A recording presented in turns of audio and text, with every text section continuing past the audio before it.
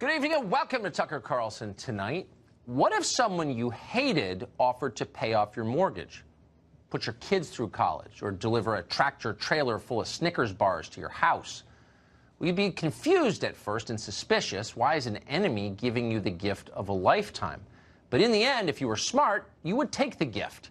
It would be too good to pass up. Well, something very much like that happened in Washington last night. The Washington Post reported that the Trump administration has been debating moving some of the thousands of migrants now massing on our southern border into various self-proclaimed sanctuary cities across the United States. The president later confirmed that as true in a tweet. As of tonight, that policy remains under consideration. Talk about great news for blue America. The left loves impoverished immigrants from the developing world, and why wouldn't they? They make our cities safer, they tell us. They improve our schools. They provide the backbone of our economy. They do the work that we won't do. They are diverse. They are our strength. They are the best of America, even though technically they're not Americans. Sanctuary cities love them best of all. That's why they've become sanctuaries for illegal immigrants. Every Democrat now running for president has affirmed this repeatedly. If you could, would you take the wall down now? Here. Yes. Like you have a wall. Absolutely. Knock it down. Offer a home to refugees. That is who we are. That's our values. That's part of what we do. So instead of building a wall or closing the border, we should choose compassion instead of cruelty. We welcome refugees and bring people out of the shadows. Immigration is not a security issue. It is an economic and a humanitarian and a family issue. There is no such thing as an illegal human. There is no such thing as an illegal human. Good point, Kristen Gillibrand. We appreciate your eloquence. Oakland Mayor Libby Schaaf believes that so deeply that last year she warned illegal immigrants in her city, including several criminals, that an ICE raid was coming. She wanted to give them time to flee, and they did. As she later explained, she had no choice. All good people want more illegal immigrants in their cities. It is a continued perpetuation of a racist lie that immigrants are not valued members of our society. We in Oakland know better. We in Oakland have a community that welcomes and honors all people, no matter where they came from or how they got here. In Oakland, they're welcoming. In fact, the whole state is welcoming. In his inaugural address this spring, the incoming governor of California, Gavin Newsom, echoed those words. Everyone can come to California, he said. Absolutely everyone.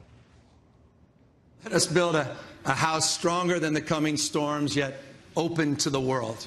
A house that provides shelter to all who need it and sanctuary to all who seek it. We will not have one house for the rich and one for the poor, or one for the native-born and one for the rest. So the left really couldn't be clearer on this question. All immigration is good.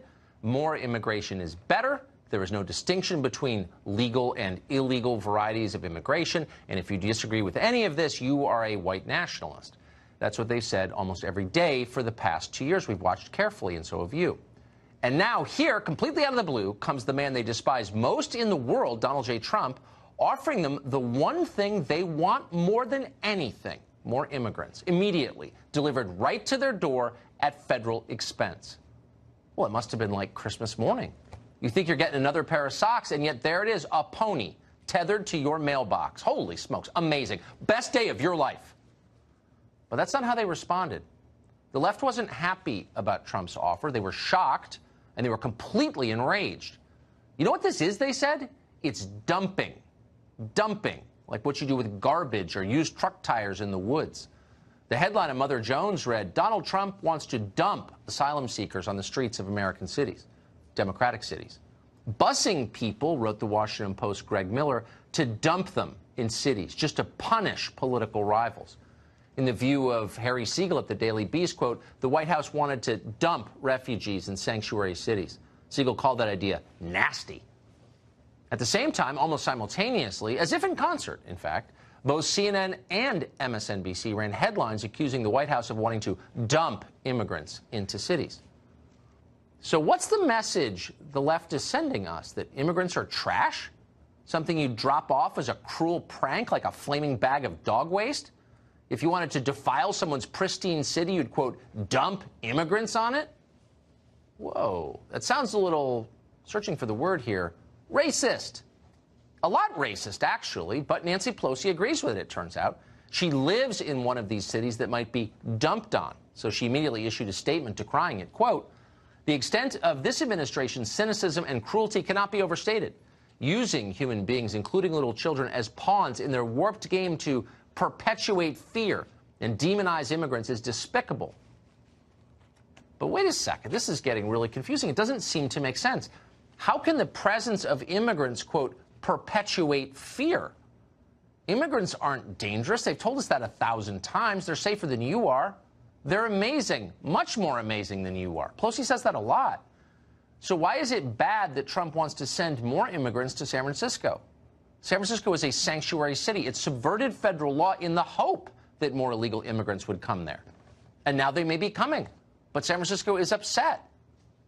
Well, say the news anchors, Trump's plan is illegal.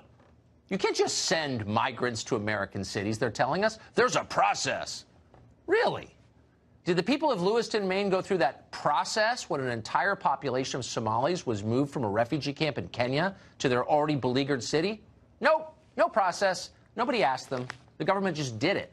The same thing happened to Hazleton, Pennsylvania, and countless other places across this country. That's how it works. That's how it always works. But when you try to do the same thing to the city where Nancy Pelosi lives, it's supposedly, quote, illegal. This is getting confusing, so let's make it easier for everyone. Here's a list of neighborhoods that could use some immediate refugee resettlement. These are affluent places. They're politically liberal, as most affluent places are. As a matter of policy and conviction, they love impoverished immigrants from abroad. They just don't really have any yet. So let's change that. First in line would be Beacon Hill in Boston. That neighborhood has a median income of over $120,000 a year. For perspective, that's more than double the national average. It is strikingly not very diverse, so it would be, of course, greatly strengthened by thousands of migrants. As John Kerry, who lives in Beacon Hill, warned us 2 years ago, quote, "Fear of the outsider, fear of someone who isn't you, fear of someone who doesn't look like you, is an attack on America itself." Whoa, that's heavy. Let's stop that attack. And let's do it by sending, I don't know, half of the most recent migrant caravan to John Kerry's zip code. He will be thrilled. He'll have to be thrilled. Next, we'll head to the Upper East Side of New York. Former Mayor Michael Bloomberg still lives there. He loves poor immigrants. Unfortunately for him, virtually none of them actually live in his neighborhood. In a city where kids speak close to 200 different languages in the New York City public schools, Michael Bloomberg's zip code is shockingly lacking in diversity. Let's change that, shall we? And while we're at it, let's integrate that city's two most famous private schools, Collegiate and Spence, one for boys, one for girls. Both of those schools are famously and rigorously progressive. They know that diversity is our strength. But how many newly arrived Guatemalan immigrants have they enrolled this year? Not enough. Let's see if we can get that number to over 50% by September. Eisenhower did something very similar at Central High School in Little Rock in 1956. Let's see if Trump can do it with Collegiate and Spence. Finally, we'll go to the Kalorama neighborhood right here in Washington. Barack Obama lives there. As he once put it, quote, "We're a nation of immigrants. It has always given America a big advantage over other nations." Now, that may be true, and yet there are virtually no poor immigrants in Kalorama where he lives. What do you say we import a few thousand from the border tomorrow and drop them in? How could Obama say no? But of course he would say no. He'd be livid. He would stop it. Nobody hates diversity more than rich liberals, the very people pushing it. Let's hope immigrants are watching all of this on TV and drawing their own conclusions.